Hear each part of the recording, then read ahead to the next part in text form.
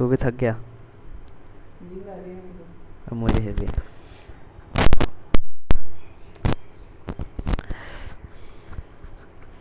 Hi, my name is Amandeep और अभी हम सीख रहे हैं ब्लॉगर, जिसमें कि अब हमारा टॉपिक है हाउ टू एडिट और कस्टमाइज ब्लॉगर थीम टेम्पलेट में हमारा ये है पांचवा topic, how to make more attractive and professional blog.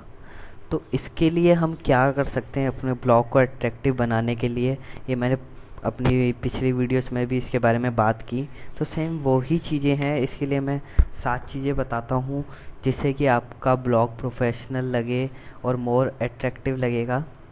तो उसके लिए सबसे पहला है साइड लोगो, कि आपको साइड लोगो अपना लगाना है।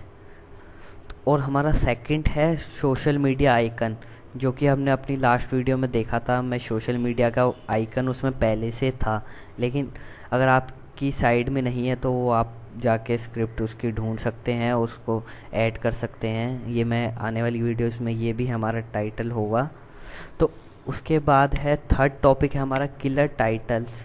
जो आपका टाइटल्स होते हैं जो आप पोस्ट करते हैं ब्लॉग बनाते वक्त, जैसे मैंने ये दूसरी या तीसरी वीडियो में how to create Blogger post में, तो उसका जो टाइटल होगा वो होना चाहिए मोर अट्रैक्टिव, जिससे कि लोगों को लगे कि हाँ कुछ है साइड में। जैसे अभी हम देखते हैं शायद कुछ मिल जाए। अभी मैं इन्हीं के पढ़ रहा था कि मोर अट्रैक्टिव बनाने के लिए इन लोगों ने क्या क्या डाल रखा है, इनका क्या सजेशन है। तो ये देखते हैं। जैसे हम आते हैं टॉप 10 एडसेंस अर्नर, ये वाला टॉपिक देखते हैं। देखिए ये है world's top 10 highest Google AdSense earner. तो हमने सर्च क्या किया था टॉप 10, ये इनने शो किया टॉप 10 हाईएस्ट। तो ये देखिए हाईएस्ट इनने लगा दिया इसमें। इसमें है top 10 Google AdSense earner in the world 2014। तो ये देखिए ये टाइटल है, ये 2014 का डिस्क्राइब कर रहा है। तो आप अगर चाहते हैं कि आप 2014 का ढूंढ रहे हैं तो आप इस पर क्लिक करेंगे। अगर आप वर्ल्ड में ढूंढ रहे हैं हाईएस्ट अर्नर जो गूगल के थ्रू अर्न करते हैं तो आप इस पर क्लिक करेंगे। तो ये है किलर टाइटल्स, जिसको कहते हैं कि आप बंदे को पूरा का पूरा कर दें कि आप वो बंदा उस ऐड पे क्लिक करे ही करे। क्या क्या? बंदे को फ्लैट कर दो उसी हाँ पे क्लिक फ्लैट, कर हाँ अच्छा, मैं कहा गेम के बारे में कुछ बता, कि बंदा पूरा का पूरा आपके टाइटल पे फिदा हो ही जाए और उस पर क्लिक करने पे मजबूर हो ही जाए। तो आपको ऐसे टाइटल रखने पड़ेंगे अपने ब्लॉग के लिए। तो ये हमारा तीसरा था। और उसके बाद है फास्ट लोडिंग साइट। अगर आपकी साइट ब्लॉगर पे नहीं है, वैसे तो अभी हम ब्लॉगर पे बात कर रहे हैं, ब्लॉगर पे भी हम साइज़ को कम करने के लिए फास्ट लोडिंग के लिए ये छोटी इमेजेस का यूज़ कर सकते हैं। वो फोटोशॉप के थ्रू इमेजेस का साइज़ कम करके हम कर सकते हैं, कम से कम स्क्रिप्ट्स को यूज़ कर सकते हैं। और भी काफ़ी सारे फैक्टर्स हैं जिसके थ्रू हम अपनी साइट की स्पीड काफ़ी ज़्यादा बढ़ा सकते हैं। लेकिन आपकी साइट अगर होस्टिंग पे है या वर्डप्रेस या कि जोमला या किसी और चीज़ पे अगर आपकी साइट होस्ट हो रखी है, तो उसके लिए आप अच्छा सर्वर ले सकते हैं, जिससे कि आपकी साइट की लोडिंग स्पीड जो है वो बढ़ेगी, वो इंक्रीज़ होगी। फ्री होस्टिंग से जितना हो सके बचें। और उसके बाद है हमारा टॉपिक एसईओ, कि एसईओ के थ्रू भी हमारी साइट अच्छी दिखती है। जैसे ये है, ये इनका आप सोच रहे होंगे कि इसी बंदे का टॉप पे क्यों आ रहा है, इस पे तो मैंने भी आर्टिकल लिखा है टॉप 10 एडसेंस अर्नर, मेरा क्यों नहीं आ रहा? तो ये एसईओ के थ्रू है। इस बंदे ने इस पे एसईओ किया है पोस्ट पे, तो इसका ये टॉप पे आ रहा है जिस वजह से।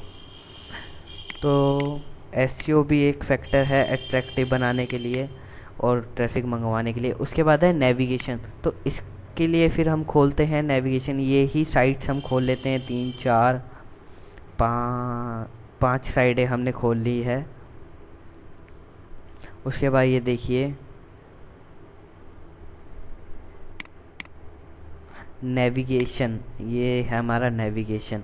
ये नेविगेशन मैंने मेन्यू बार अभी लास्ट वीडियो में सिखाया था कि मेन्यू बार कैसे लगता है, वो ही नेविगेशन है कि आप इजी टू नेविगेट कर सकें। ये देखिए इसने बंदे ने, जिसकी ये साइट है, जिस पर्सन की ये साइट है, उसने ये टॉपिक डाले हुए मेन्यू बार में, sports, celebrity, movie, entertainment, business, computer. ये देखिए ये समझ में आ रहा है कि अगर आप इस पर क्लिक करेंगे तो आपको इसके बारे में पता चलेगा, इस पर क्लिक करेंगे तो इसके बारे में पता चलेगा, अगर स्पोर्ट्स पे क्लिक करेंगे तो स्पोर्ट के बारे में आपको पता चलेगा।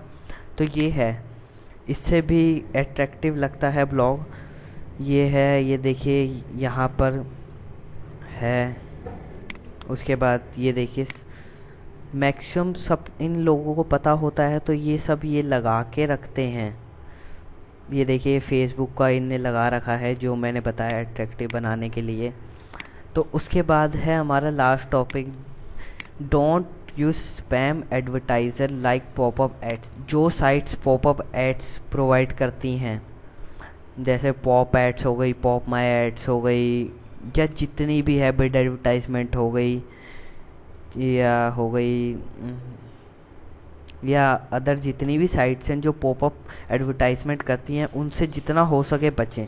ये आपको पे तो करेंगी, एक तो ये इतना ज़्यादा नहीं पे करती, और ऊपर से जो आपका विजिटर होता है वो पूरा इरिटेट हो जाता है और आपकी साइट छोड़ने पर उसको मजबूर होना पड़ता है।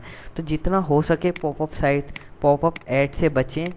लेकिन हाँ, अगर आपकी मूवी, गेम या सॉफ्टवेयर ऐसी साइट है तो जितना हो सके आप एडसेंस को अपने उस पर ना लगाएं और पॉपअप एड्स का यूज़ करें, क्योंकि अगर आप एडसेंस लगाएंगे तो आपका एडसेंस डेफिनेटली रिमूव होगा ही होगा, डिसेबल होगा।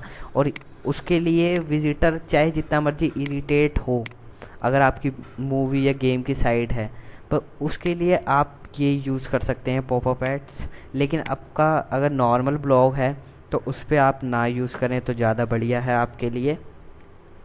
पॉपअप ऐड मैं इसलिए भी कह रहा हूँ क्योंकि कल मुझे दोस्त मिला था, वो कह रहा था कि विजिटर इरिटेट हो जाता है अगर उसकी मूवी की साइट कोई चलती है।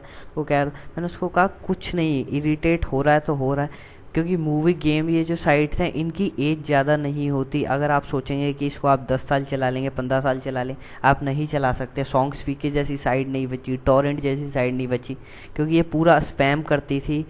कॉपीराइटेड कंटेंट इनके सारे के सारे होते थे। ये इतनी बड़ी बड़ी साइट्स थी, ये तक रिमूव हो गई। तो इसलिए मैं कहता हूँ अगर आपकी ऐसी साइट है तो आप ये एड्स यूज़ कर सकते हैं। तो अब मिलते हैं अगली वीडियो में, सब्सक्राइब करना ना भूलें।